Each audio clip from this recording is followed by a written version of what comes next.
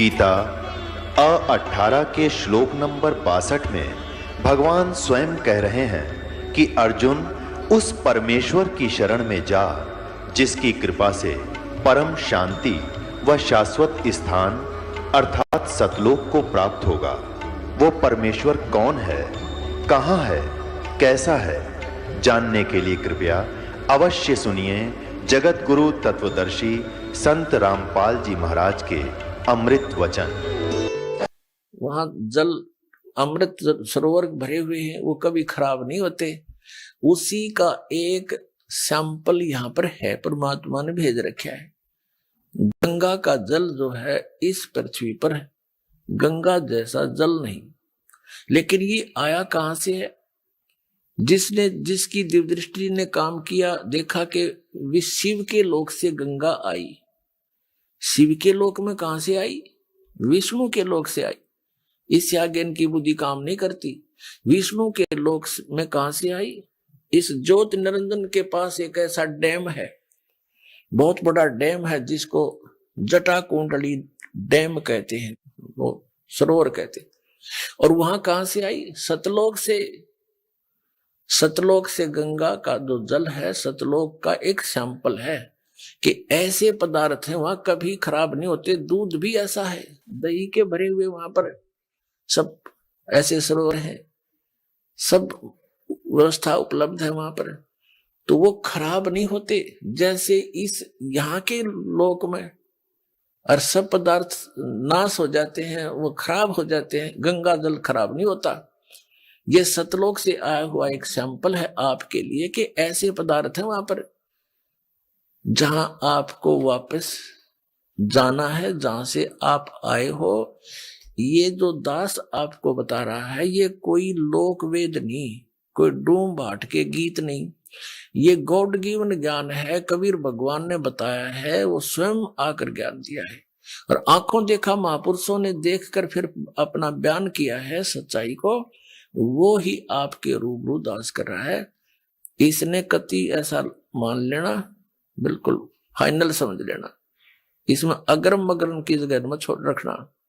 जब आपके हृदय में ये बात दास की 100 सत्य हो जाएगी सद, फिर आपकी आत्मा यहां से कति हट जाएगी। और यहां से हटे बिना वहां जा नहीं सकते आप।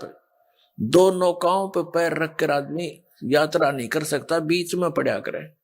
तो जैसे जब तक आप यहाँ रहो, आराम से रहो अपने बच्चों में, भाइयों में, बहनों में, माता में, जो भी आपका परिवार है, रिश्तेदारी है, लेकिन भगत बना के रखो उन सब ने। और वो भगत नहीं होंगे, आपकी आस्था रहेगी, तो फिर आपको ये लटका लेंगे। तो बच्चों को भी नाम पर लगाओ। और फिर भी कोई नहीं मानता है, दुर्भाग्य है, तो डगमग ना होना। इस ज्ञान को आधार बनाकर आपको ये सोच लेना चाहिए कि आप तो यहाँ रहने ही नहीं हो, आपके बेटा है चाहे बेटी, कितने अच्छे हैं, पोता है, पोती है, जोते हैं, जोती है, या कोई कार कोठी है, तो आप तो यहाँ रह ही नहीं सकते। ये आपके हैं कैसे? जब तक आप इनके साथ हो, बिल्कुल प्यार से रखो। ये उस परम पिता के बालक हैं। जैसे एक नौकर रहता है, उसको ड्यूटी लगा दी जाती है धनी यानी मालिक के द्वारा कि मेरे बच्चों की देखभाल कर, और ये पैसा ले इनकी खर्चे का। तो उस नौकर को मालूम होता है उनकी कितनी केयर टेक रखता हो कि कहीं ये नाराज ना हो जाए, इनको कोई दुख ना हो जाए, शिकायत हो जाए, मालिक तेरी नौकरी से बर्खास्त ना कर दे। उसके अपने बच्चे ना होते हुए भी वो उसके हृदय से सेवा करता है उस समय। लेकिन जब उसको नौकरी से निकाल दिया जाता है और उसमें उनकी ममता नहीं होती, उसको पहले पता था कि ये तेरे नहीं, ये मालिक के बच्चे हैं। ये आपकी जो भूल कद मिटेगी वो तो समय आप बताएगा, लेकिन ये मिटानी पड़ेगी आपने। ये बच्चे आपके नहीं है, ये शरीर आपका नहीं है। कहते काया तेरी है नहीं, ये माया कहां से हो? और हम यहाँ अपना जीवन नाश करते हैं, चोरी करके, डाके मार के, रिश्वत ले करके। आप देखते हो मंत्री लोगों का भी इतिहास सुनते हो, और जजों के बारे में भी सुनते हो, IAS IPS के बारे में, और बहुत से इंजीनियरों के बारे में, डॉक्टरों के बारे में रिश्वत लेते हैं। धिक्कार है उनके जीवन को, उनको ज्ञान नहीं है, इसलिए विष खा रहे हैं। जब ये ज्ञान होगा, जहर दिखाई देगा आपको। परमात्मा ने बताया कि तुमने उस दरगाह का मैल नहीं देखा और धर्मराज के तिल तिल का लेखा। तुमने वो स्थान देखा कोई ना जहां अकाउंट होता है, वहां छुपा नहीं सकते, वहां गवाह की आवश्यकता नहीं है। आप जो भी कर्म करते हो आपके अंतःकरण में वो फिल्म की तरह गुप्त चित्र अंदर अंकित होते हैं, और इसकी एक कॉपी धर्मराज के दरबार में ऑटोमेटिक डेली चली जाती है। जब आप वहां जाओगे आपकी आरडिक्स वहां तैयार पाओगी और ला के कंप्यूटर में और आपको खड़ा कर देंगे सामने, अब देख तेरे कुक्रम और सुक्रम। वहां पूछने वहां ना करने की आवश्यकता कोई नहीं, इसने झूठ बोलने का समय ना मिल रहा है, अगमने ऐसा ना करे, वो तो करता दिखा है फिल्म में, जो आदमी कर रहा है सारे काम वो कैसे करेगा, मैंने ना करे, नीची गर्दन कर लेता है। कहते तुमने उस दरगाह का मैल नहीं देखा और धर्मराज के तिल तिल का लेखा, एक एक तिल का, चिट्टी पायल बाजे पैर, साहेब सुनता है सब लहर। यदि हम सोच भी गलत करते हैं किसी के बारे में वो भी अंकित होती है। हम सोच भी अच्छी बनाते हैं, भला करने की ना कर सकते हैं, दान करने की सोच करते हैं नहीं कर पाते हैं, उसकी भी राहत आपको मिलती है, वो भी गुड अकाउंट में होता है। और करना तो पड़ेगा ही पड़ेगा, लेकिन सोच अच्छी है वो भी अच्छा अकाउंट है। और सोच बुरी रखते हो, किसी के बुरा करना चाहते हो, तो वह भी लिखी पाओगी आपकी। तो परमात्मा कहते तुम इसलिए यहां गलती करके फंसे रहते हो, तुमने उस परमात्मा के न्याय स्थल को देखा नहीं है, जहां पर एक एक नए पैसे का अकाउंट आपने पूरा करना पड़ेगा। जो किसी का बुरा किया है, किसी का लिया है, दिया है, वह पूरा करना पड़ेगा तुमने। तो उसके लिए अब हम आपको एक परंपरा बताते हैं। ये ना समझना कि ये नियम सख्त है, ये बहुत आसान नियम बना दिया आपके। किसी से पैसे लेते हो फिर उसका देना पड़ेगा, ये कोई बड़कों का खेल है। जैसे कोई रिश्वत लेता है या किसी और 2 नंबर से बकवाद करके किसी से ठग लेता है, वो पैसे उसने देने पड़ेंगे। इसमें ना किसी और जन्म में वो दामाद बन के ले जाएगा और खुश होकर देने पड़ेंगे और कई गुना हो जाएंगे तब तक। तो सिर में दर्द करने की आवश्यकता नहीं है, ये बिना ज्ञान के हम ऐसा करें। इसलिए अब क्या है, जैसे हमारे उलझे हुए संस्कार तो ढेर हैं अभी पिछले भी, ये तो समाप्त हो ही नहीं सकते। यदि ये विधान हम माने इन अज्ञानियों का कि प्रारब्ध कर्म और संचित कर्म जितने भी हैं ये तो भोगने ही पड़ते हैं, और फिर मोक्ष कैसे होगा, अंत कैसे होगा, ये हमारा आपस का संस्कार अंत नहीं होगा तब तक हम मुक्त नहीं हो सकते, फ्री नहीं हो सकते। उसके लिए परमात्मा ने विधान बताया है कि एक ऐसा मंत्र दूंगा, उस मंत्र की कमाई से आपके पुण्यों का तो ढेर लग जाएगा, और जो पाप आपके होंगे उनको मैं कैंसिल करूंगा अपने कोटे ते, अपनी ताकत ते, आपकी श्रद्धा देख के, आपकी आस्था देख के।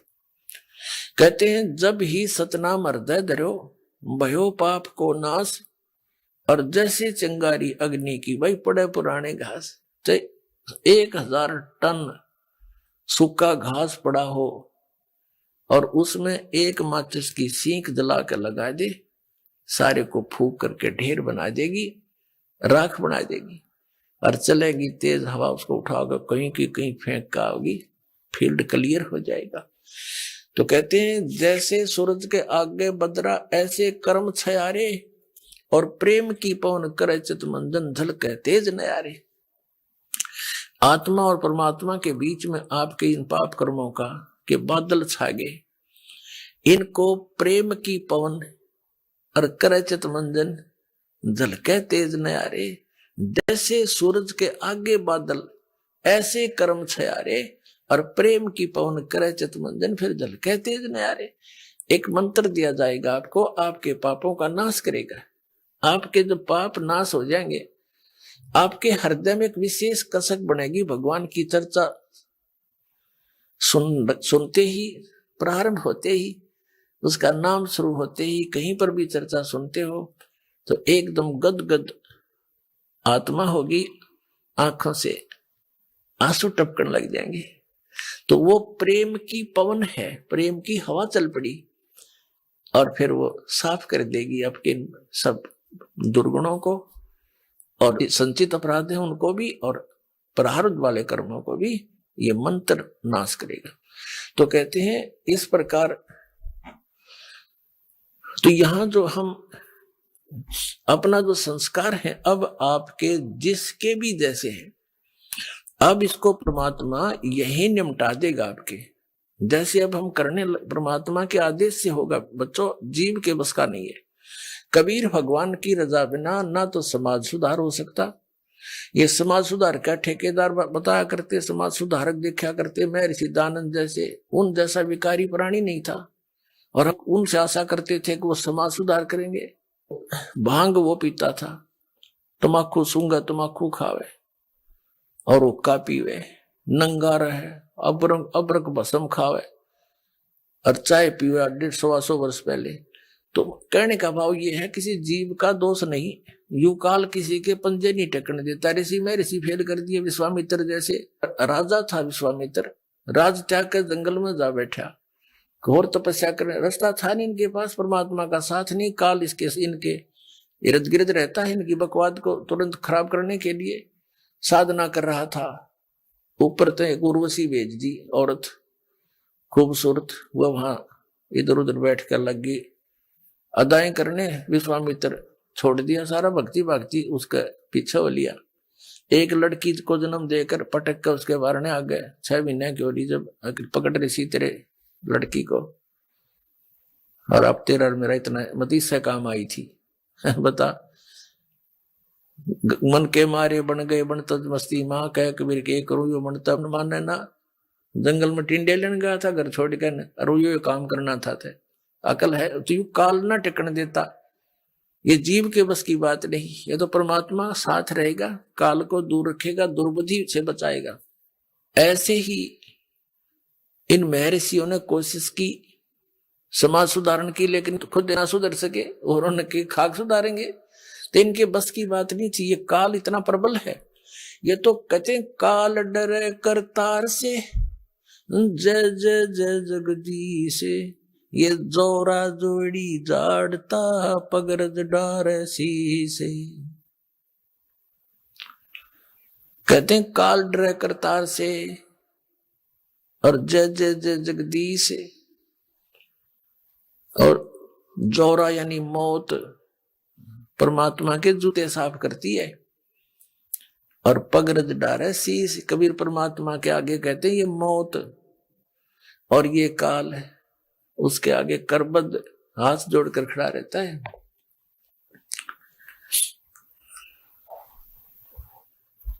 तो क्या बताते हैं, तो ये काल जो है सबको ऐसे तंग करता है। ये देखो महापुरुषों ने कोशिश की, जैसे आदरणीय नानक साहिब जी को परमात्मा मिले थे और उन्होंने प्रतिबंध लगा दिया था कि मांस शराब तमाकू छूना भी नहीं है। एक सवत समाज बना, कुछ दिन चला, उसके बाद फिर विकार आ गए। तो ऐसे अब जो समाज तैयार होगा इसमें हजारों वर्षों तक विकार नहीं समाओगे। अब ऐसा समाज तैयार करेंगे हम।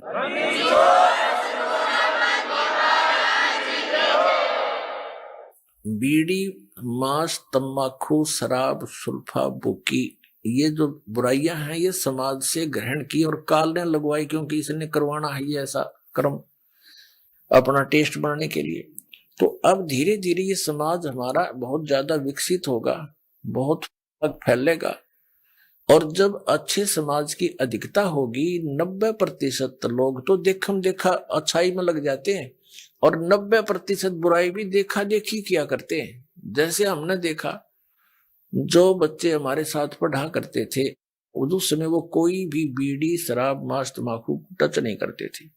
जब उनको नौकरी मिल गई वहां देखा लंबी सिगरेट लाकर और नो करें, वो भी देखम देखा लागे करन, तो वो बुराई शराब भी शुरू कर दी और वो सिगरेट बीड़ी भी शुरू कर दी। वो बुराई देखा देखी सीखी, उनकी कोई ट्रेनिंग थोड़ी है।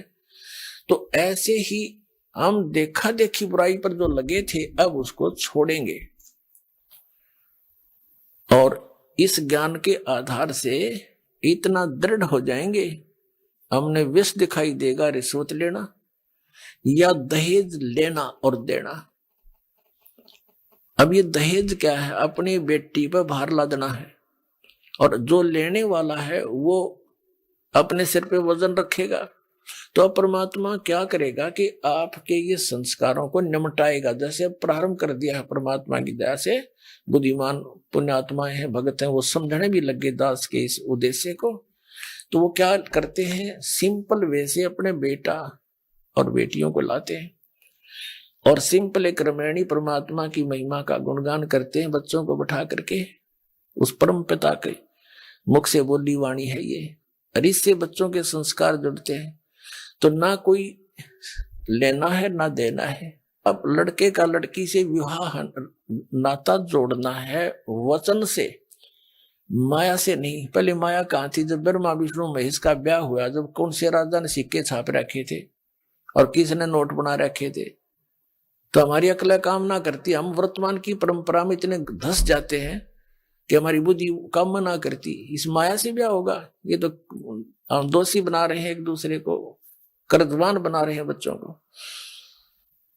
तो फिर ये जो संस्कार आपके आपस के थे परमात्मा खत्म कर देगा, यही फिनिश कर देगा, आपके आगे नहीं बढ़ने देगा। आगे बढ़ाओगे तो फिर सारे नियम तोड़ के बढ़ाओगे, फिर आपकी भक्ति भी जाएगी, संस्कार फिर नए सिरे से शुरू हो जाएंगे, यही धक्के खाओगे, भटकते रहोगे। अब ये समय है यहां से निकलने का। तो जो दास आपको बता रहा था, अब परमात्मा गरीबदास साहिब जी की आत्मा को लेकर सचखंड में गए।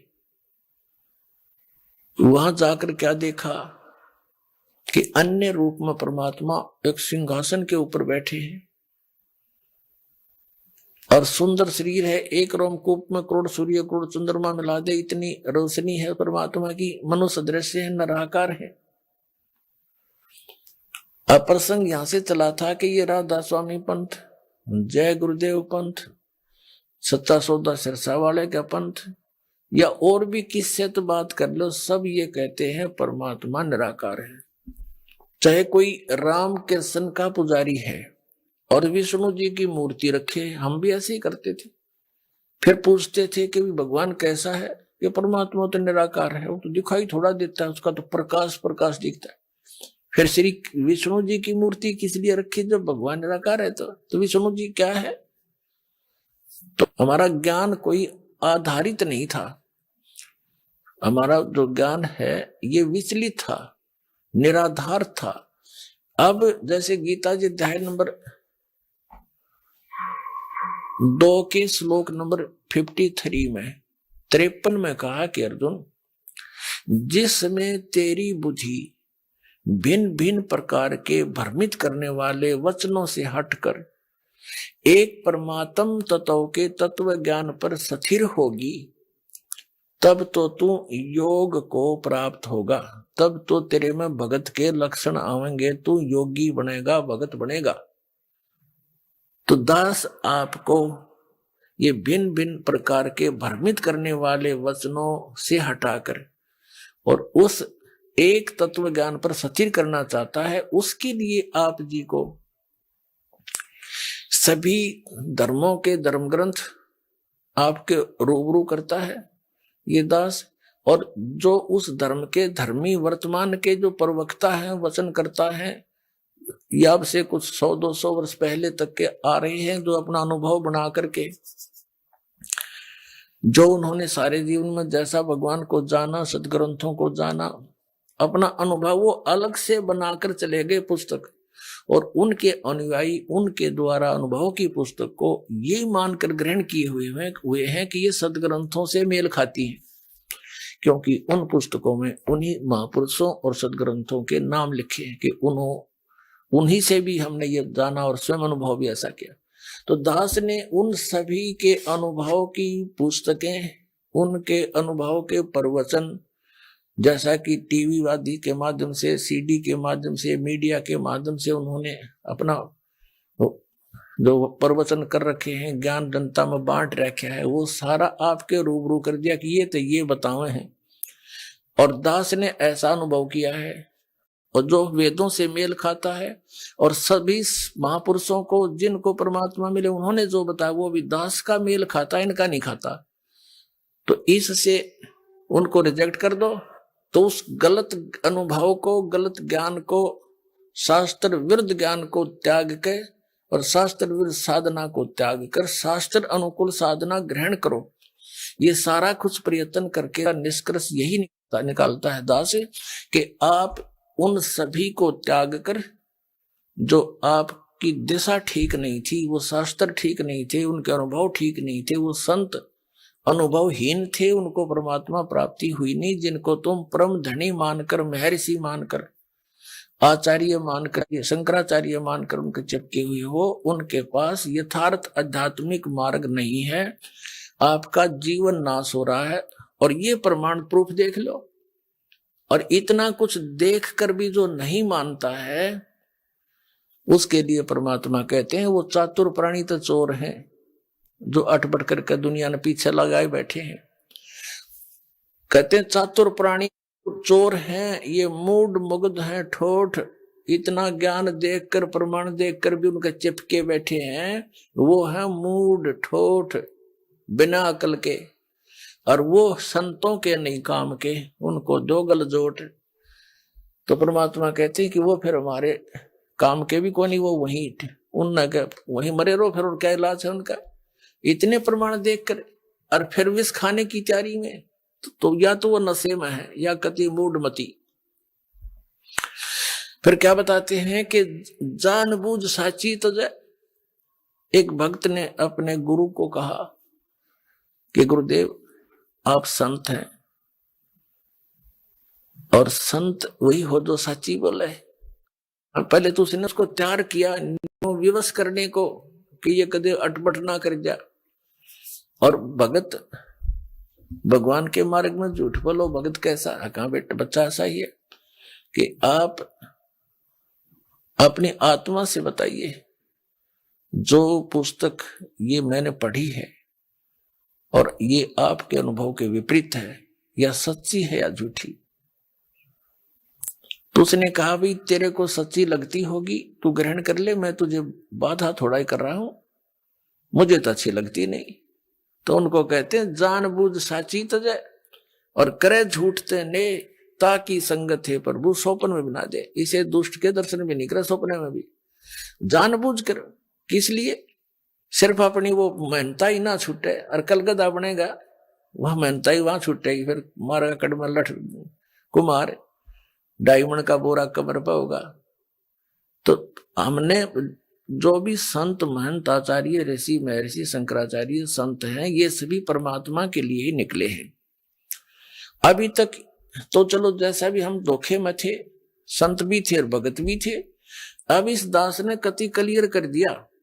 अब इन संत महंतों ने या तो ये बताना चाहिए कि रामपाल झूठ बोल रहे हैं, एक पॉइंट गलत सिद्ध कर दो मेरा, और नहीं तो अपना कल्याण कराओ। आओ मान बढ़ाई क्या है इसमें?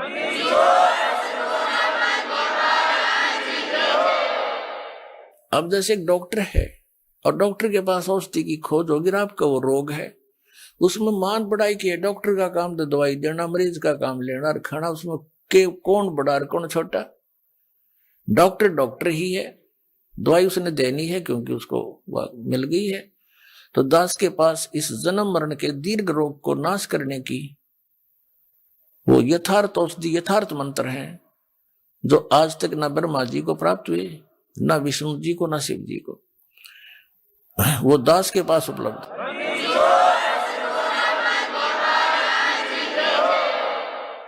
तो पुण्यात्माओं, ये जितने भी सतलोक का ठेका ले रहे थे इस पंथ, इनको कुछ भी ज्ञान नहीं था। हमारे वेद बताओ परमात्मा नराकार मनुष्य सदृश राजा के समान देखने योग्य, वहां से गति करके आता, अच्छी आत्माओं को मिलता है। वो परमात्मा 3 प्रकार से सबकी देखभाल करता है, धारण पोषण करता है।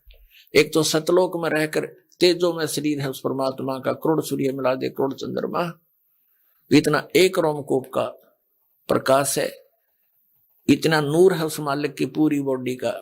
एक रोमकूप में इतना है तो सारे शरीर में कितना प्रकाश होगा, ये आइडिया लगाया जा सकता है। और दूसरी सतीथि में वो आते हैं, प्रत्येक युग में एक शिशु रूप धारण करते हैं, और कमल के फूल पर कोई रेत नहीं होता, गारा चिपकी नहीं होती, इसके स्वच्छ होता है। और उस पर शिशु रूप धारण करके, एक बालक का रूप धारण करके, नवजात शिशु का, उस पर विराजमान हो जाते हैं। जल के अंदर कमल के फूल होते हैं, तो नारायण जल के ऊपर आके निवास करने के कारण परमात्मा को नारायण कहने लगे।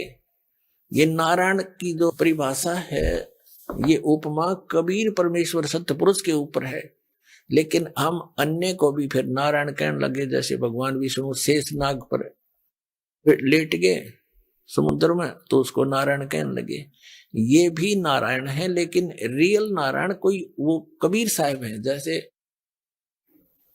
डिप्टी कमिश्नर भी साहब कहलाता है, एक कमिश्नर भी साहब कहलाता है, मंत्री को भी साहब कहते हैं, और मुख्यमंत्री भी साहब कहलाता है, प्रधानमंत्री भी साहब है, राष्ट्रपति भी साहब है। तो कहने का भाव ये है कि साहब तो सारे हैं, परंतु इन साहबों में अंतर बहुत है। और वास्तव में साहब तो हमारे राष्ट्रपति और उसके बाद प्रधानमंत्री ही साहब असलियत है, तो बाकी उनके अनुचर हैं, उनके सहयोगी हैं, ये समझ लो। तो वास्तव में एक ही है नारायण, तो कबीर भगवान सतपुरुष। तो ये दूसरी प्रकार की जो सतीथी परमात्मा शरीर की धारण करते हैं, नवजात शिशु रूप धारण करते हैं और कमल के फूल पर विराजमान होते हैं। कमल का फूल सरोवर में होता है, वहां से निसंतान दंपति उठा लाते हैं।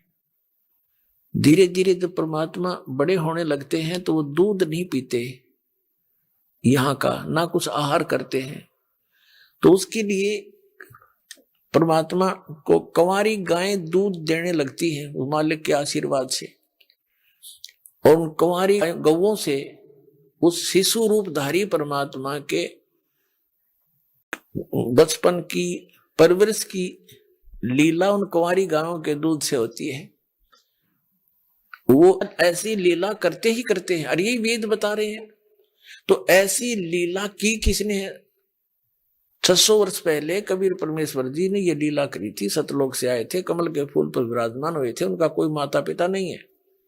वहां से नीरू नीमा नाम के 2 मुसलमान दुल्हा उठा ले गए थे, पति पत्नी थे, और वहां 25 दिन उन्होंने कुछ खाया पिया नहीं। उन्होंने चिंता बनी कि बच्चा मरेगा, तो परमात्मा की रजा हुई।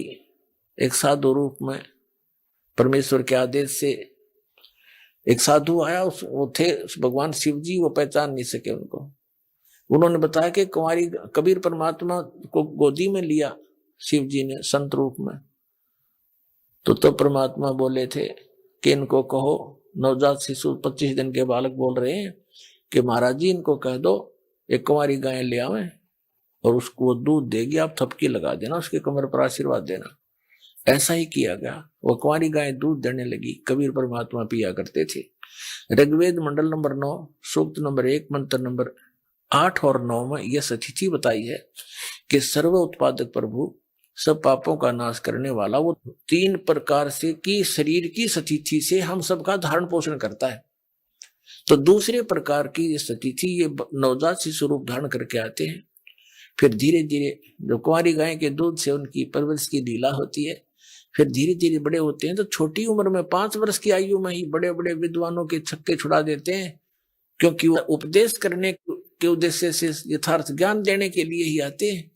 600 वर्ष पहले परमात्मा आए थे, 120 वर्ष तक ये रहे और ये लीला करके चले गए थे। ये तत्व ज्ञान का प्रचार कर गए थे, और आदरणीय धर्मदास साहिब जी ने लिपिबद्ध करके कबीर वाणी, कबीर सागर, कबीर बीजक ये ग्रंथ बनाए थे। वो आज दास के पास उपलब्ध हैं। उनके रहस्य को भी परमात्मा ने दास को ही समझाया है। ये कबीर पंथी जो पहले वाले नहीं समझ सके, जिस कारण से ये गलत नाम जाप करते रहे। सतनाम का इनको पता नहीं, वो 2 अक्षर का नाम है, तो सभी कुछ भूला हुआ था। तो तीसरी जो सतिथि है उनके शरीर की, तीसरी है, वो कहीं भी आ जाते हैं, साधु संत रूप में प्रकट हो जाते हैं। ऋषि, जैसे पहले ऋषि परंपराएं थी सतयुग त्रेता द्वापर तक, तो ऋषि रूप में आते थे, ऋषि कहलाते थे। सतयुग में सतसुकृत ऋषि, त्रेता में मुनिंद्र ऋषि, द्वापर में करुणा में ऋषि, और कलयुग में संत मता चलाया परमात्मा ने। तो कलयुग में कबीर संत, कबीर जी को कवि भी कहा करते थे।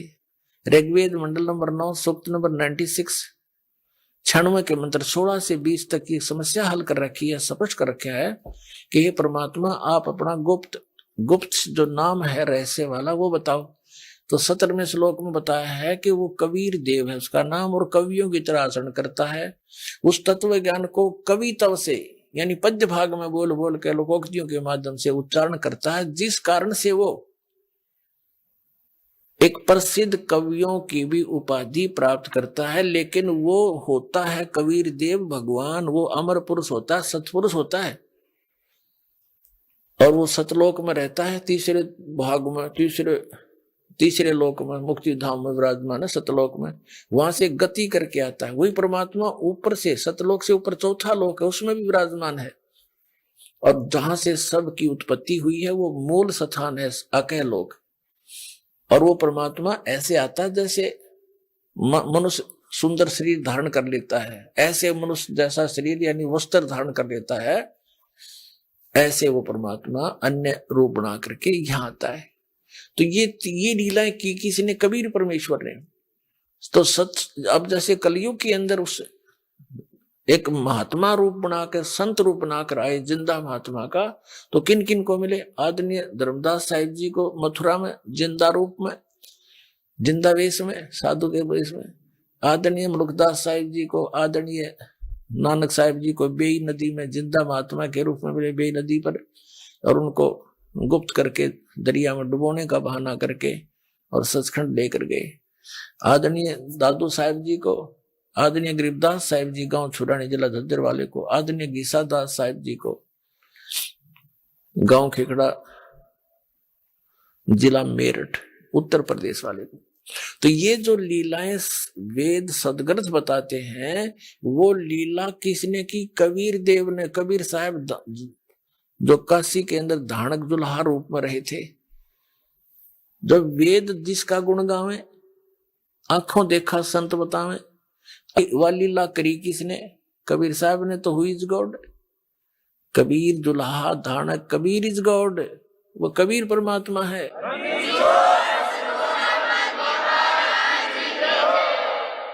जो प्रसंग चल रहा था कि नकली पंथों ने जो काल के चलाए हुए हैं, काल ने कहा था 12 पंथ करूं मैं साजा, नाम तुम्हारा ले करूं आवाजा।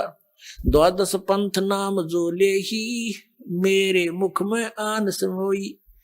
और अनेक पंथ चलाऊं, या विद जीवों को भरमाऊं। जाओ जोग जीत संसारा, जीव न माने कहा तुम्हारा। जीव तुम्हारा कहा न माने, हमरी ओढ़ हो बाद बखाने। और वही हो रहा है। भगवान आए, कबीर साहब उद्मस्तार दिया नकली ऋषि में, ऋषि आचार्य और शंकराचार्य और इनके चेलिया ने ऐसा जुल्म ढाया था भगवान के ऊपर, पूछो मत। अगर वो कहानी आपको सुनाने लग जाए तो आंखों से आंसू नहीं सूखे। दास की तो सूखती नहीं, क्योंकि इसे परिचित हो गया, क्योंकि उस संघर्ष से दास भी आगे बढ़ रहा है, उसी में से गुजर रहा है। तो क्योंकि उसमें जनता अशिक्षित थी, श्रद्धालु अशिक्षित थे। एक संस्कृत भाषा के जानने वालों को महर्षि और महापुरुष की पदवी दे दी गई थी हमारे द्वारा। अब परमात्मा ने पहले यह दया बख्शी कि अपने बच्चों को अक्षर ज्ञान कराया, और अब वो तत्व ज्ञान जो भगवान ने 600 वर्ष पहले बोला था, दास ने उन सदग्रंथों से मेल करके दिखा दिया कि जिसको ये अनपढ़ अशिक्षित कहा करते थे। एक जुल्हा धानक कवि मान के जिसकी फाइल बंद कर रखी थी, वो पूर्ण परमात्मा है। 600 वर्ष पहले वेद और गीता और शास्त्रों वाला ज्ञान उन्होंने वर्बली बोल रखा है। धर्मदास जी ने लिख रखा है सिंपल लैंग्वेज में, और वही वेद पुराण गीता बताते हैं। तो कौन है भगवान? तुम संस्कृत के जानने वालों को आज तक नहीं पता है गुड रहस्यों का, और 600 वर्ष पहले बता के गए हुए हैं। तो वो खुद परमात्मा है। ये इस चीज से भी प्रमाणित होता है। काल ने कहा था या विद जीवों को भरमाऊं, जो परमेश्वर ने कहा था कि काल जब 5500 वर्ष बीत जाएंगे कलयुग, तब मैं तेरे साथ मिलाऊंगा दोबारा आकर के। अभी तो मैं कुछ कहता नहीं, इतना कर ले तार ले, उद्मस्त ने जो तारना है। परमात्मा को पता था कि सतयुग त्रेता द्वापर में ये प्राणी दुखी ना होते, और जब तक ये दुखी नहीं हो लेता, इसके हर तरह से संसारिक जो सारे हैं वो समाप्त नहीं हो जाते, तब तक ये भगवान को मान नहीं सकता। अब जैसे सतयुग के अंदर पुनकर्मी प्राणी जन्म लेते हैं, लाख वर्ष की आयु होती है मनुष्य की, और सब हरे भरे सब फलदार वृक्ष लदपद रहते हैं, सभी झाड़ी झंखाड़ भी फलों से। और जो पुनकर्मी प्राणी है वो भक्ति से ही तो पुनकर्मी बने हैं, साधनाओं से। तो इस जन्म में जैसी भी वो साधना कर रहे होते हैं, वो उसको सुख तो होता पूर्व जन्म के प्रारब्ध के कर्मों से, और वो सोच रहा है कि मैं जो साधना कर रहा हूं इससे मुझे लाभ हो रहा है। तो इसलिए परमात्मा की सत भक्ति को 3 युगों में जीवों ने माना नहीं। अब कलयुग में हम कति भक्त उस पुण्यहीन हो लिए, जिस कारण से इस काल के द्वारा बताएगी, इनके एजेंटों द्वारा बताएगी साधनाएं, उन संतों द्वारा बताएगी, भगवान की भक्ति से हमें कोई लाभ होना नहीं था, क्योंकि वो तो शास्त्र विधि को त्याग के मनमाना आचरण है। श्रीमद् भगवत गीता अध्याय नंबर 16 के श्लोक 23 और 24 में कहा कि अर्जुन जो शास्त्र विधि को त्याग कर मनमाना आचरण करते हैं, उनको ना तो कोई सुख होता, ना उनकी गति होती है, और ना कोई सिद्धि प्राप्त होती है, यूजलेस। तो जिस कारण से उनके द्वारा बताएगी साधनाओं को करते करते भी बुरा हाल है इन प्राणियों का, तो फिर इन्होंने धनी बनने के लिए तो रिश्वत, मिलावट, चोरी ये अपना लिए, और टेंशन बुलाने के लिए गुट्टी सूटी लानी शुरू कर दी। ये कोई तरीका है? अब जो भगवान से हम इच्छा करते हैं भगवान हमें सब कुछ दे सकता है, तो वो देने वाला भगवान का ज्ञान नहीं, कौन सा परमात्मा जो सब कुछ दे सकता है और सब दुखों का निवारण भी कर सकता है, उसकी तो हमारे को झलक भी नहीं लागण दी न ज्ञानियों ने। तो उसने स्वयं आकर ही अपनी जानकारी देनी पड़ती है। आप पे आरती, आप पे साजे, आप पे किंगर, आप पे बाजे, आप पे ताल झाज झनकारा, आपने से आप देखे ना रहा, कह कबीर ऐसी आरती गाऊं, आप पा मध्य आप सुनाओ।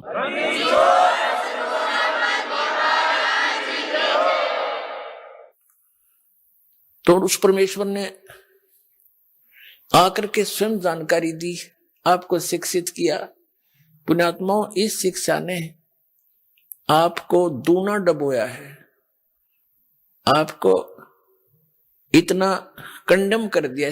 थोड़ी सी शिक्षा पाके कोई अफसर बन गया, उसमें अभिमान का अंत नहीं, मंत्री बन जाए, एमएलए बन जाए, पूछो ना के बन गया, और मुख्यमंत्री बन गया, या कोई अन्य शिक्षा ग्रहण करके अप टू डेट बन के और पता नहीं क्या बन जाता है। तो ये अभिमान आ गया हमारे अंदर, श्रद्धा खत्म होगी, आतिथ्य गया हमारे से, यानी हम चतुर बन गए, कपटी बन गए, माया माया जोड़न में दिन रात स्कीम बनाए जाए। तो इस मालिक को पता था ये विष है इनके लिए, ये शिक्षा, यानी जो शिक्षा अब हमने प्राप्त की है, इसका दुरुपयोग किया है। डॉक्टर किस लिए बनता है बच्चा? कि घना धन कमाऊं। इंजीनियरिंग किस लिए करता है? कोठी गाड़ू, बनते ही नौकर दूं। IAS IPS किस लिए बनते हैं? कि पैसे इकट्ठे करूं, बड़ा कोठी बनाऊं। तो हम पहले ही गुटी वो पी कर चलते हैं और फिर वही काम करते हैं, और वो जोड़ जाड़ कर एक मिनट में मृत्यु हो जाती है किसी एक्सीडेंट में, कोई रोग से। वो सारा छल लिया ना, जो पुण्य था वो परिवर्तित दूसरे ढंग में बदल दिया, कोठी और इन बैंक बैलेंस में खत्म करवा दिया, और आप खाली करके भेज दिया, लाद कर ढेर सारे पापों से काल। तो इस शिक्षा ने हमें कति कंडम कर दिया। आपसी भाईचारा रहा नहीं, माँ बाप की कदर रही नहीं, भाई बहन का प्यार रहा नहीं, मुकदमेबाजी रोज करें माया के पीछे। तो मालिक ने चाहा था इनके ये विष इन तक आने दूं, लेकिन यह मजबूरी थी। इसके बिना परमात्मा ने पता था इस रोग का तो नाश कर देंगे जो बुराई में आएगी इस शिक्षा से। एक बार ये भगवान को पहचान ले, फिर तो परमात्मा के पास ऐसा साबन 1 मिनट में धो देगा सारे ने, मैल भी साफ, ज्ञान भी हट जाएगा, बुराई भी छूट जाएंगी।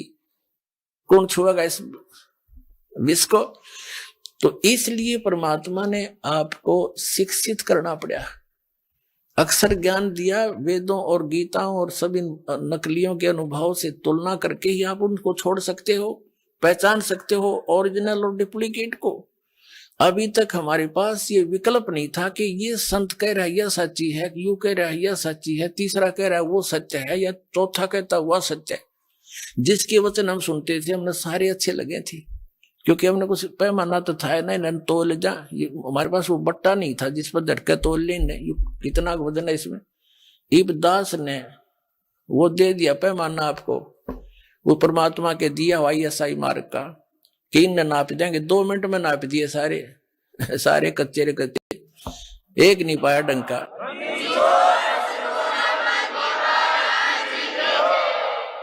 तो विश्व के वर्तमान के कोई भी संत शास्त्र अनुकूल साधक नहीं है, ना उनके अनुयायी है। तो दास की प्रार्थना यही है कि वो संत भी इस बात पर विचार करें, इसको मान बढ़ाई ना अड़ावें, अपना जीवन नाश ना करें।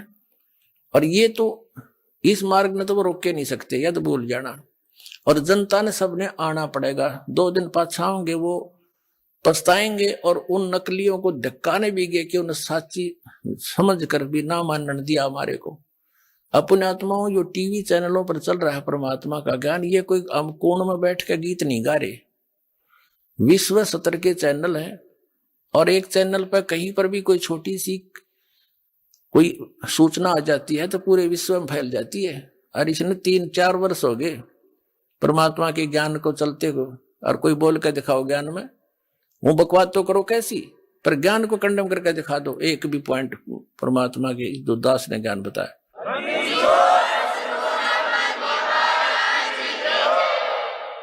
तो इससे सिद्ध है कि वो बुद्धिमान व्यक्ति है, संत कोई बालक नहीं है, उन सब ने देख लिया है। अरीब तो वो यहां रुके हुए हैं कि निम्बण दे जितने निम्ब है। एक पंडित जी था, काशी विद्यापीठ पढ़काया वो ब्राह्मण। एक राजा ने कोई हवन कराना था, अनुष्ठान कराना था, उसका न्योता दिया, उसको रोजाना 1 रुपया दान दक्षिणा दे देते। वो पाठ करने लग गया, 1 महीने का कराना था। अब उस विद्वान की पत्नी अपना, क्योंकि पैसा मिलने लगने के बाद यू काल फिर अलग से रंग दिखाता है, वह बढ़िया तो कपड़े पहने और गले में अपने बढ़िया जेवरात आभूषण बनवा लिए। तो पानी लेने के लिए, जल लेने के लिए कुएं पे इकट्ठी होया करती बहने। तो ब्राह्मणों के कुएं अलग होते थे, अन्य जाति वालों के अलग अलग हुआ करते थे। तो सब ब्राह्मणी इकट्ठी होती, तो वो पूछती कि ये नए नए आभूषण तू कैसे खरीद रही है। उसने बताया कि मेरा पति राजा के यहाँ कथा करने जाता है, मंत्र जाप करता, अनुष्ठान करता है, और राजा प्रतिदिन 1 चांदी का रुपया दक्षिणा देता है।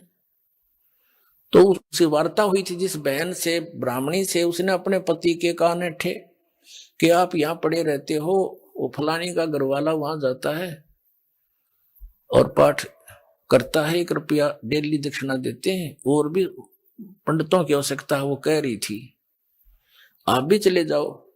तो पंडित जी कहने लगा मैं तो ऐसा देसी सा पंडित हूं, और वो पढ़का रहा काशी विद्यापीठ, उसके बराबर में मेरी दुकान चलेगी नहीं। वह उसका सिर होगी, तू तो ऐसे बहाने में लाया करे हैं, तू धक्के खानता अंडे और जाते अच्छा माल मिला जाता नहीं। ज्यादा कहने से वो चला गया। और क्योंकि ऊपरली वेशभूषा तो ब्राह्मण की एक जैसी हो है, मंत्री से कहा जी मैं भी ब्राह्मण हूँ, कहा जब पंडित जी बैठो, उसका एक आसन लगा दिया और माला दे दी कि तो भी मोल दे, तो मंत्र गिले बैठ के। अब उन मंत्रों ने सुना कोई नहीं करता, वो पंडित अपने करते रहे, राजा लोग अपनी मौज मस्ती कहीं घूमते रहो।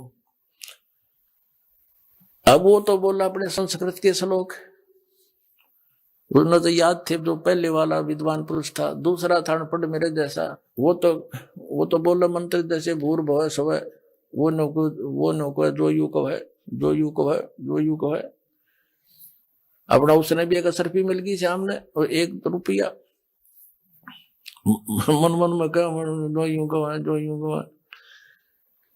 अगले दिन 2 दिन पीछे हुआ भी, फिर उसकी पत्नी भी लागी ऐसे हार श्रृंगार पैर के गई। वो तीसरी को पता लगा, उसने अपने पति को सिंगारा। उसने भी यही प्रार्थना की कि वो तो विद्वान है, दूसरा भी मेरे से कुछ ज्यादा ही जानता है, पर मेरी बात बने नहीं। ज्यादा कहने से वो भी चला गया। अब वो जो विद्वान था वो तो अपने बोल ही रहा था, उसने उधर ध्यान नहीं उनका, ये क्या बोल रहे ठीक है, ब्राह्मणों के बोलते रहेंगे अपने मंत्र। तो तीसरा पहुंचा, उसका भी आसन लगा दिया। पहला अपना संस्कृत बोल रहा है श्लोक शुद्ध, दूसरा गए, तीसरा न्यू गया कब तक नंबेगी, कब तक नंबेगी, कब तक नंबेगी, कब तक नंबेगी, कब तक नंबेगी, मारी बकवास है। तो उसको भी शाम को 1 रुपया मिल गया। उसकी पत्नी ने फिर ऐसे ही अपना रूप बदला। तो चौथे से भी फिर ऐसे ही बात हुई, चौथा भी शंकर का चला गया, उसका भी लगा दिया वहां पर आसन। अब पहले वाला तो बोलता है शुद्ध संस्कृत के श्लोक, दूसरा कहता है, तीसरा कहता कब तक नंबेगी, चौथा बोला नंबर दे जब तक नंबेगी।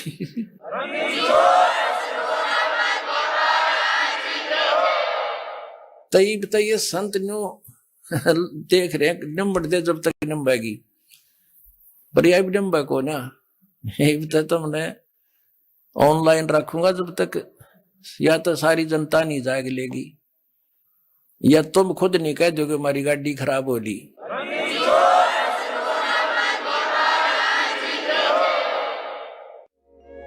आउनुहोस् अब हामी ती श्रद्धालुको अनुभव सुन्नेछौँ जसले जगतगुरु तत्त्वदर्शी सन्त रामपालजी महाराजबाट दीक्षा प्राप्त गरिसकेका छन् तथा उहाँले बताउनु भएको भक्ति मार्गमा अघि बढिरहेका छन्। नमस्कार दिदी। नमस्कार सर। के नाम होला हजुरको?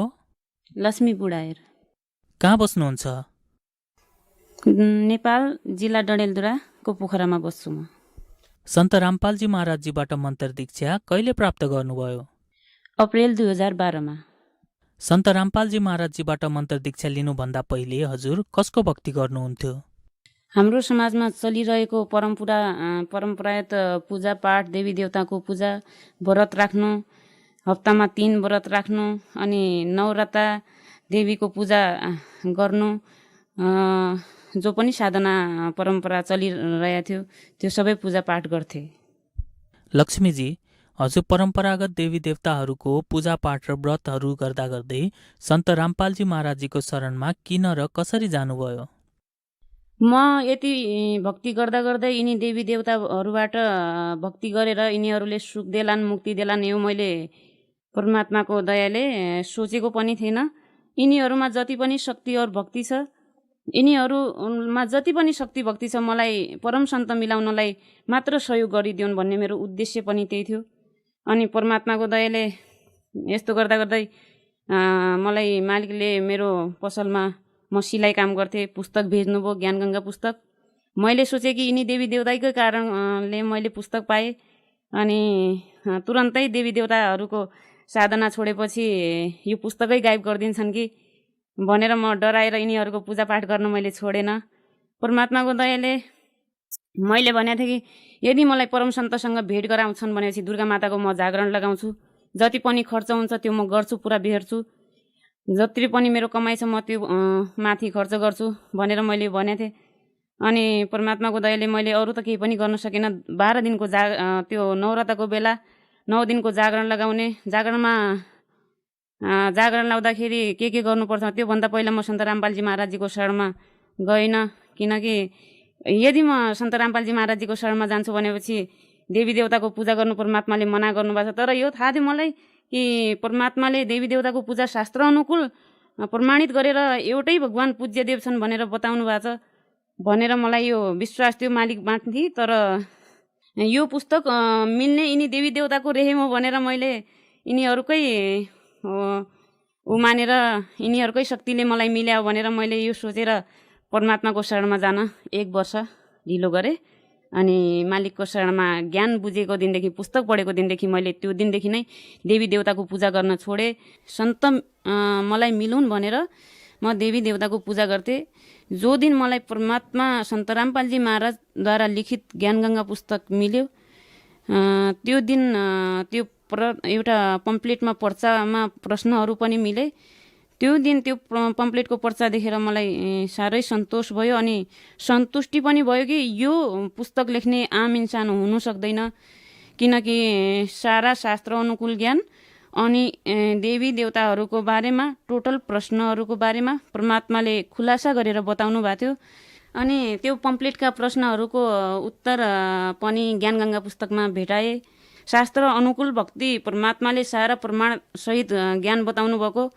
अनि भक्ति गरेर यो लाभ भयो भनेर सबै भक्तहरूका आत्मकथा पढेर मलाई साह्रै राम्रो लाग्यो र सन्तोष पनि लाग्यो। यो ठाउँमा गएर म भगवान प्राप्ति गर्छु भनेर विश्वास पनि लाग्यो। अनि यसो परमात्मा प्राप्ति उद्देश्यलाई नै म देवी देवताहरूलाई छोडेर परमात्माको शरण सन्त रामपालजी महाराजजीको शरणमा गएँ। सन्त रामपालजी महाराजजीको शरणमा जानले हजुरलाई के लाभ प्राप्त भयो त? मलाई सबभन्दा पहिला त आफ्नो मनुष्य जीवनको मूल उद्देश्य थाहा भयो। मनुष्य जीवन केवल परमात्मा प्राप्तिको लागि मिल्छ। बाँकी चिज त जो हामीहरू डिमान्ड गर्छौँ परमात्माले नमागेर नै दिनुहुन्छ। त सन्त रामपालजी महाराजजीबाट नाम दीक्षा लिएपछि अरू सांसारिक लाभ पनि मलाई परमात्माले धेरै दिनुभयो। मेरो 5 साल बिहे गरेपछि बच्चा थिइनँ। बच्चा पहिला जन्मदै नजन्मने, जन्मेपछि आफै गिरी जाने। अनि यसो गरेर पछि हामीले डक्टरलाई पनि देखायौँ एकचोटि। डक्टरले भने कोही कमी छैन। बच्चा नभएपछि फेरि सन्त रामपालजी महाराजजीबाट दीक्षा लिएपछि भक्ति गरेपछि धेरै चिज हुन्छ, सबै लाभ हुन्छ भनेर मलाई भन्ने। अनि मेरो लागि बच्चा माग्नु पर्यो भनेर मेरो श्रीमानले प्रेस गर्नुभयो। मैले रक्सी सबै कुरा नसा पेसा त्यागिदिनु, बच्चा छोडिदिनु। परमात्मा बच्चाको ग्यारेन्टी मेरो भयो। म त के ग्यारेन्टी लिन्छु, मालिकले जे चाह्यो सो दिनुहुन्छ भनेर मैले भन्दाखेरि मेरो श्रीमान पनि आश्रम जानुभयो। आश्रम गएर नाम दीक्षा लिनुभयो। नाम दीक्षा लिएर फर्स्टैचोटि प्रार्थना गर्नुभयो, गुरुजी मलाई बच्चा चाहियो भनेर। परमात्माले आशीर्वाद दिनुभयो। परमात्मा सन्त रामपालजी महाराजले आशीर्वाद दिनुभयो। त बच्चा हुँगे बेटा तेरे भनेर भन्नुभयो। तो परमात्माको दयाले त्यही दिनदेखि बच्चा अनि फेरि रोकिएर 1 सालपछि परमात्माले मलाई एउटा छोरी दिनुभयो। अनि छोरी दिनुभयो फेरि परमात्माको दयाले। त्यो पछि बरुवाला आश्रममा जति बेला परमात्माको हाम्रो आश्रममा बरुवाला काण्ड गर्यो, बाह्रको पुलिसहरू गएर फोर्सहरूले धेरै कुराहरू उपद्रव मचायो। त्यति बेला म पनि त्यहीँ उपस्थित थिएँ। उपस्थित हुने बेला सानो त्यो छोरी 15 महिनाको थियो। त्यति बेला 15 महिनाको छोरी 15-20 जनाको तल पर्यो। अनि तल परेपछि मेरो हातबाट छुटिहाल्यो। त्यो छुटेर पछि म पनि धेरैजनाको तल च्यापिएँ। फेरि म जसो भए पनि ठुलो मान्छे थिएँ। अब मैले सानो बच्चा 15-20 जनाको तल परिसकेपछि जीवित बस्दैन होला भनेर मैले त्यसलाई मृतक सोचेर त्यहाँबाट उठाएँ। मृतक सोचेर उठाउने बित्तिकै माथिबाट अमृतजलको डब्बा त्यहाँ आश्रमबाट भगतजीले दिनुभयो। त्यो मेरो हातमा पर्यो। मैले सोचेँ कि यसलाई लगेर काहीँ न काहीँ दाह संस्कार जसो तसो पनि गरिदिउँला भनेर त्यहाँबाट उताउँदाखेरि उसलाई अमृतजल मुखमा हाल्दाखेरि अमृतजल खान लाग्यो। मालिकको दयाले परमात्माले उसलाई वहाँनिर जीवित गरिदिनु भयो। सन्त रामपालजी महाराजजीको भक्ति सुरु गरेपछि भक्ति विरोध, परमात्माको भक्ति छोड्नुपर्छ भनेर घरको सबैजना मान्छेहरूले परेशान गर्न लागे। घर परिवार या त भक्ति छोड्नुपर्छ या त घर छोड्नुपर्छ भनेर भन्दाखेरि मलाई पनि परमात्मा सन्त रामपालजी महाराजजीले ज्ञानद्वारा बताउनु भएको थियो कि परमात्माको भक्ति मिलिसकेपछि घर त छोडिदिनु, देश पनि यदि कोही निकाल्छ भनेपछि परमात्माको भक्ति यति किमत छ, छोड्नु पर्दैन। यो परमात्माले भनेको मलाई हृदयमा जम्या थियो। अनि म परमात्माको दयाले डगमग मालिकले मलाई हुनु दिनु भएन। अनि घर परिवारले आफ्नो कोसिस गर्नुभयो छुडाउनलाई। उनीहरूलाई ज्ञान नभएर परमात्माको भक्ति गर्न भनेको गलत हो, यो सो आफ्नो घुलघाल गर्ने, यताउताबाट जन्तर मन्तर गरेर तान्त्रिकहरू बोका काट्ने, यसलाई छुडाइदिनु भनेर अनि टाउकोमा ल्याएर काहीँबाट जन्तर मन्तर गरेको चामल फ्याँक्ने यो गरेर सबै उनीहरू गरेर थाक्नुभयो। मालिकको दयाले अहिले परमात्माको दयाले उनीहरू विरोध, परमात्माले उनीहरूको विरोध समाप्त गरिदिनु भयो। फेरि सन्त रामपालजी महाराजजीको भक्ति गरेर धेरै लाभ भयो, धेरै लाभ भयो। एकचोटि यसरी नै यो 2 महिना अगाडि, 2-3 महिना अगाडि धेरै ज्यादा 20 वर्ष भयो। 20 वर्ष भएर मलाई परमात्माले सपनामा देखाउनु भयो कि घर एक कुना पुरै धसेर जान्छ, घर नै भत्कन्छ मेरो। त्यसै दिन परमात्माको दयाले आँगन पुरै गयो घरको, मतलब घर बच्छ भन्ने। घरमा पनि म 2 दिन अर्कोको घरमा गएर बसेँ। अब घरै जान्छ मुस्किलले। मालिकले मलाई घर पनि परमात्माले दिनुभएको हो। म भाडामा बस्थेँ। परमात्मा को दयाले मलाई एउटा मालिकले बस्ने घर पनि दिनुभएको छ। त्यो घर पनि अब मालिक म घरमा बसिरहेको थिएँ 2-3 वर्षसम्म आफ्नो भक्ति गरिरहेको थिएँ। अब मलाई अर्कोको घरमा बस्नु माछा मासुको गन्दगी आउँछ भनेर मलाई चिन्ता लाग्यो, अर्कोको घरमा बस्नु पर्यो। घरको आँगन पुरै गइहाल्यो, लगभग 1.5-2 मिटर जति तल बसिहाल्यो, घर मात्र बच्यो। घरै भत्किन्छ भनेर भन्न लागे सबैजनाले। परमात्माको दयाले तुरन्तै त्यहाँ घरको काम भइहाल्यो। घरको काम हुने बित्तिकै परमात्माले घरलाई केही पनि हुनु दिनु भएन। अर्को लाभ परमात्माले मेरो छोरीलाई यसरी बिरामी भयो। बिरामी भएर हस्पिटल अलि पेट दुख्यो भनेर भन्यो। पेट दुखेर हस्पिटल लैजाँदाखेरि एपेन्डिसाइटको शिकायत बतायो त्यहाँ डक्टरले भन्यो तुरन्तै हस्पिटलबाट रिफर गरिदिनु भयो र अपरेसन हुन्छ 4-5 घन्टाभित्र जति सक्दो चाँडो गएर अहिले नै अपरेसन गराउनु पर्यो भनेर भन्नुभयो। त्यसो भन्दाखेरि परमात्माको दयाले म तुरन्तै छोरीलाई लगेर हस्पिटल गएँ। हस्पिटलमा लैजाँदा पनि धेरै पेट दुखिरहेको थियो। पेट दुख्ने बित्तिकै फेरि हस्पिटलमा पुगेर त्यहाँ एक्सरा गराउँदाखेरि डक्टरले भन्यो कि अपरेसन नै गर्नुपर्ने जस्तो देखिन्न, कहिले बच्चालाई चोट लागेको थियो कि भनेर सोद्धाखेरि चोट पनि लागेको थियो उसलाई।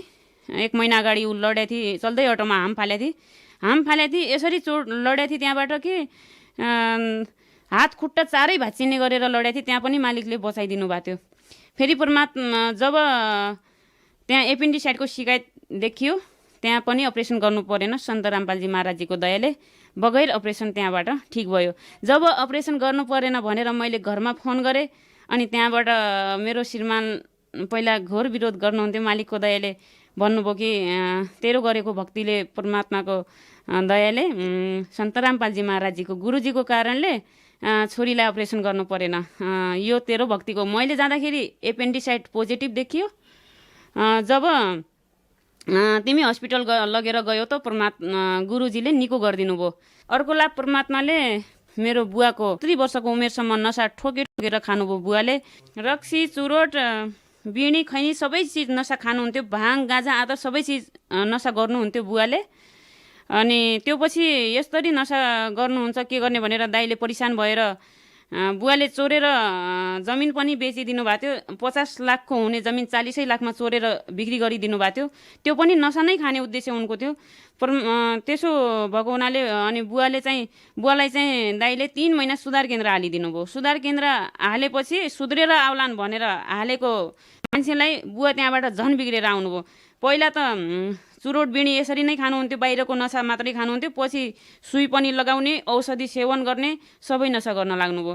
अनि बुवाको धेरै नसा पेसा थियो। परमात्माको दयाले परमात्माको शरणमा बुवा पनि जानुभयो। अहिले त्यो 70 वर्षसम्म गरेको नसा पेसा सारा बुवाको पनि छुट्यो। परमात्माको दयाले 3 सालदेखि अहिले बुवा पनि भक्ति गरिराख्नुभएको छ। सन्त रामपालजी महाराजजीले मानिसहरूको कुलत कसरी छुटाउनुहुन्छ?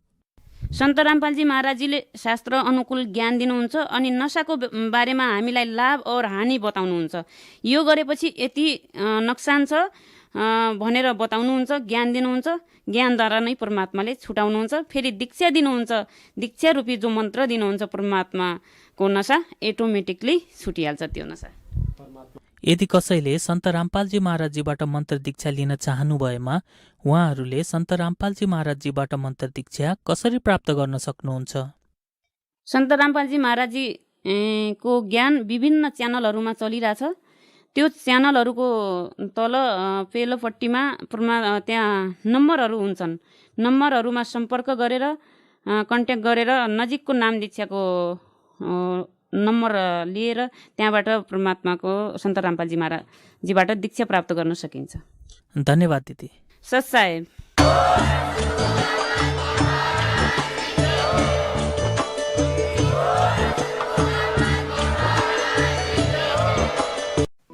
आप सुन रहे थे जगत गुरु तत्वदर्शी संत रामपाल जी महाराज के मंगल प्रवचन। अधिक जानकारी के लिए संपर्क करें।